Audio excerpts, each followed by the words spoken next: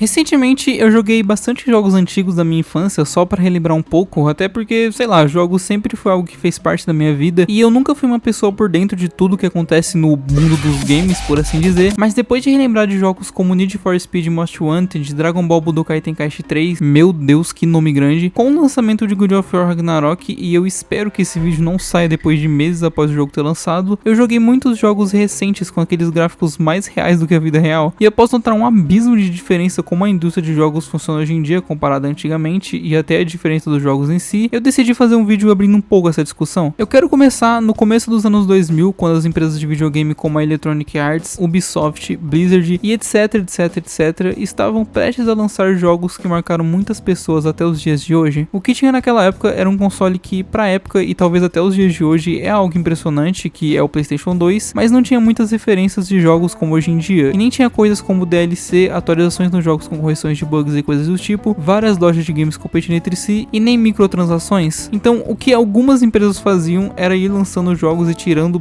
melhorando o que estava ruim em um jogo e mantendo o que estava bom em outro. Acho que um bom exemplo disso é God of War, que no primeiro jogo era um hack and slash com uma história que, apesar de interessante envolvendo a mitologia grega, tinha muitos furos de roteiro e não era tão boa assim, mesmo que a maioria ignorava na época, até porque era uma criança e provavelmente nem entendia inglês. E hack and slash é um gênero que hoje em dia não funciona tão bem quanto antigamente, e ao invés da Santa Monica Studios continuar ordenhando essa franquia, o que fizeram foi colocar uma história muito mais envolvente com a mitologia nórdica e um sistema de gameplay mais puxado para RPG que funciona muito melhor hoje em dia. Eu acho que as únicas pessoas que não gostaram das mudanças são saudosistas de jogos antigos ou simplesmente pessoas cabeça dura que só não aceitam mudanças. E além do God of War, eu também não poderia deixar de citar GTA ou Red Dead Redemption, que ao invés de adaptar para o que funciona hoje em dia, simplesmente pegou o que já estava bom e foi aprimorando no decorrer dos anos. Eu também queria colocar The Witcher 3 nessa lista porque é meu jogo favorito de todos os tempos e ele meio que foi disso pra isso. E eu sei que a CD Projekt lançou o Cyberpunk 2077, mas eu já vou chegar lá.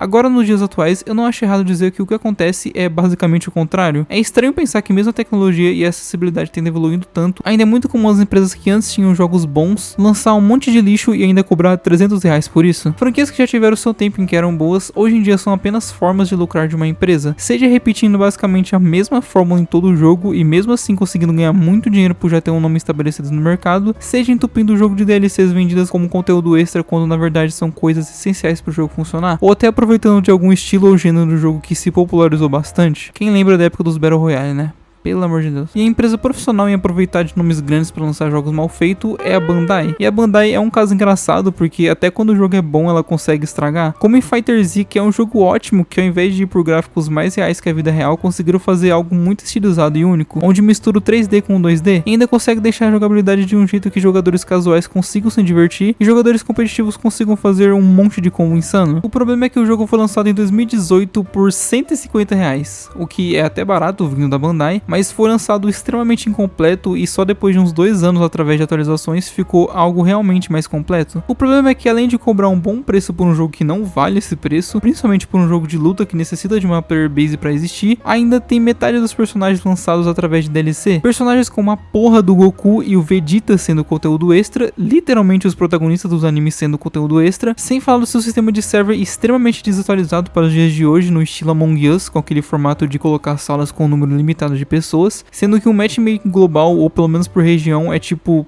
o mínimo, até porque em uma sala de 64 pessoas você vai ficar uns 30 minutos na fila procurando alguém e provavelmente vai cair ou com um novato que literalmente acabou de comprar o jogo, ou com um cara profissional que vai te esmigalhar na porrada. O seu modo história é desprezível, que boa parte dos jogadores nem chegaram a jogar de tão ruim, e sério, tava um vídeo inteiro só sobre esse jogo que tem tudo pra ser ótimo, mas infelizmente foi feito pela Bandai. Porque mesmo a Bandai sendo uma empresa bilionária, ela ainda insiste em lançar jogos com um orçamento baixo e ficando em uma zona de conforto, assim resultando em coisas como Jump Force, que veio com animações tipo isso.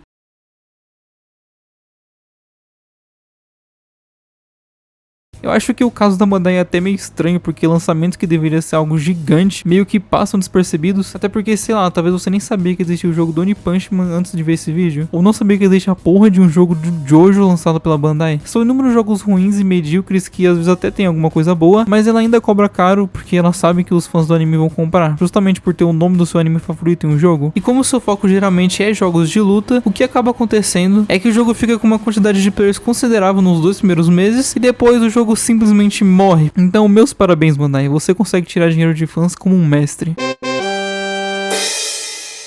E eu falei da Bandai, mas ainda tem casos como Pokémon que talvez consiga ser até pior. Por algum motivo, existem muitos fãs de Pokémon com mais de 20 anos no mundo. Pessoas que colecionam cartas que valem muito dinheiro, onde existe todo o mercado dessas cartas. Existem até eventos de Pokémon em outros países, onde as pessoas trocam cartas, compram cartas e vendem cartas de Pokémon. E muito provavelmente é por conta da nostalgia do anime e dos jogos antigos. E a Nintendo aproveitou disso e fez a mesma coisa que a Bandai, só que pior. Porque os jogos de Pokémon e os jogos da Nintendo no geral, muitas vezes têm preço até mais caro do que o normal, e mesmo eles reciclando modelos de outros jogos, tendo animações medíocres, gráficos ultrapassados e bugs, as pessoas compram pra caralho. E tá, eu não quero me aprofundar muito nisso, porque eu não jogo Pokémon e eu não quero ficar me repetindo aqui, mas eu acho um absurdo como é tão descarada a falta de vontade desses jogos, e mesmo assim os fãs compram sempre. E saindo um pouco dos animes, eu poderia falar de Far Cry, que depois do 3 ou do 4, que eu considero jogos bons, principalmente o 3, os novos jogos se resumem na mesma gameplay repetitiva de conquistar vários territórios pelo mapa e no final matar aquele típico vilão do mal, que fica fazendo um monte de discurso filosófico do início ao fim do jogo. E você pode até dizer que consegue se divertir com o novo Far Cry, e beleza, ignorando a sua história, é realmente um jogo divertido. Mas eu acho que continuar comprando jogos como esse só vai favorecer a empresa abusando de todo esse sistema que falei antes. Mas eu até entendo as pessoas gostarem do último Far Cry ou dos últimos Assassin's Creed, que eu não falei nesse vídeo sobre porque foda-se, mas ultimamente essas duas franquias vêm se redimindo com os players lançando coisa boa.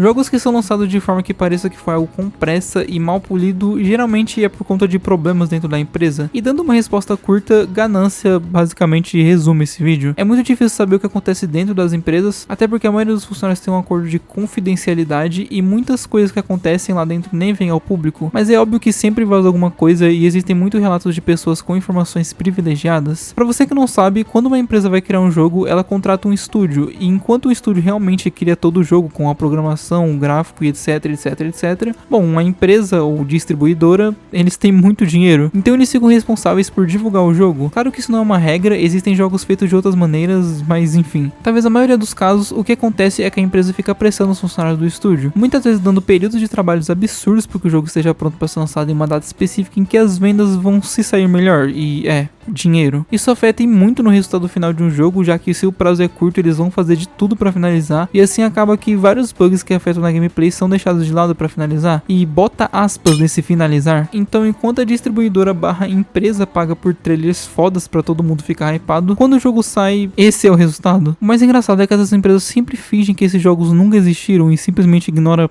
para sempre. Com essa moda, entre aspas, de lançar um jogo incompleto e atualizando conforme o tempo passa, o conceito de jogo finalizado acaba sendo outro. Um caso recente é o Overwatch 2, onde foram prometidas muitas coisas, mas quando lançou era o mesmo jogo de antes, só que faltando muitas coisas. Nesse caso em específico até dá pra passar um pano porque o jogo é de graça, mas em caso de jogos custando R$300 é meio impossível de defender. E o maior exemplo disso é Cyberpunk 2077, ou sei lá, Anthem. Aliás, alguém lembra desse jogo? E apesar de Cyberpunk ser um caso específico, eu acho que seria injusto eu não colocar ele nesse vídeo. As pessoas tendem a colocar um hype gigantesco quando sai qualquer prévia de alguma coisa, e isso pode ser muito decepcionante em vários casos. Por conta daquele hype absurdo com o Keanu Reeves no jogo, inúmeras promessas dizendo que teria como personalizar até os órgãos genitais dos personagens, um monte de pessoas compraram a pré-venda por R$200, e como já sabemos, tomaram todos no cu. E é engraçado saber que a CD Projekt tinha a confiança de todo mundo por ter feito The Witcher 3, e mesmo assim conseguiu decepcionar. E é claro que depois eles foram lançando PF de atualizações para consertar os bugs, seguindo o padrão que eu já tinha falado antes, mas enfim, no caso do Cyberpunk só foi uma coisa meio triste mesmo, porque eu realmente tinha expectativa para um jogo bom. E o que aprendemos nesse vídeo é que nem sempre vale a pena colocar expectativas em algo que aparentemente não pode dar errado, porque a vida é imprevisível. E por mais ansioso que você esteja, pense duas vezes antes de gastar R$300 em um jogo que mal lançou. Bom, esse vídeo era sobre jogos no geral, mas eu acabei só falando mal da Bandai,